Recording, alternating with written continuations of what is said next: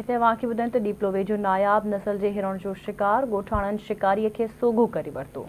ॻोठाणनि पीछो करे शिकारी नाग जी कोली खे हरण समेत पकड़े वरितो। असांजे ॻोठ जे सेम में नायाब नस्ल जा हरण रहनि था। ॻोठाणनि जो इहो चवणु आहे शिकारी मुख़्तलिफ़ वक़्तनि ते हरणनि जो शिकार करे रहिया आहिनि। ॻोठाणनि जो इहो चवणु हुयो त शिकारियुनि ख़िलाफ़ कार्रवाई करे नायाब नस्ल जे हरणनि खे बचाए वञे। हिकु भेरो ॿीहर अव्हांखे आगाह कयूं पिया। ब्रेकिंग न्यूज़ आहे। डीपलो वेझो नायाब नस्ल जे हरण जो शिकार ॻोठाणनि शिकारी खे सोघो करे वरितो। ॻोठाणनि पीछो करे शिकारी नाग जी कोली खे हरण समेत पकड़े वरितो। असांजे ॻोठ जे सेम में नायाब नस्ल जा हरण रहनि था। ॻोठाणनि जो चवणु आहे शिकारी मुख़्तलिफ़ वक़्तनि ते हरणनि जो शिकार करे रहिया आहिनि। शिकारियुनि ख़िलाफ़ कार्रवाई करे नायाब नस्ल जे हरणनि खे बचाए वञे। तफ़सील मालूम कंदासीं। असां सां लाइन ते मौजूदु आहे आवाज़ न्यूज़ रिपोर्टर यूनुस बजीर। जी यूनुस, छा तफ़सील आहिनि, आगाह कजो।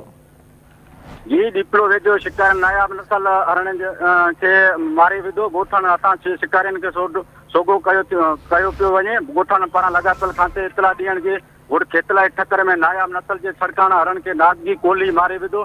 ॻोठाण पीछो करे शिकारियुनि खे हरण समेत पकड़े वरितो आहे। ॻोठाणनि चयो आहे त असांजे ॻोठ जे सीम में नायाब नस्ल जा हरण रहनि था। शिकारियुनि सोणा हरण मारे विधो आहे। जंहिं शिकारियुनि खे सोघो कयो आहे। ॻोठाण चयो त शिकारी खे पकड़ण बैदि लॻापियल वाइल्ड लाइफ खाते जे इतलाफ़ कयो आयो आहे। अचनि था त उन्हनि हवाले शिकारी खे कयूं था। शिकारियुनि ख़िलाफ़ कार्रवाई करे नायाब नस्ल जे हरण खे बचायो वञे। ॿी पासे डिप्टी कमिश्नर काज़ी धाराण राब्तो करण ते ॿुधायो त असांजी टीम सरज़मीन पेकी वई आहे। जवाबदारनि खे मारियल हरण समेत तहवील में वठी अची रहिया आहिनि। जीअं ऑफिस ते पहुचनि था मथे केस दाख़िल कयो वेंदो। जी ठीकु आहे, मुंहिंजी महिरबानी यूनिस अपडेट करण लाइ।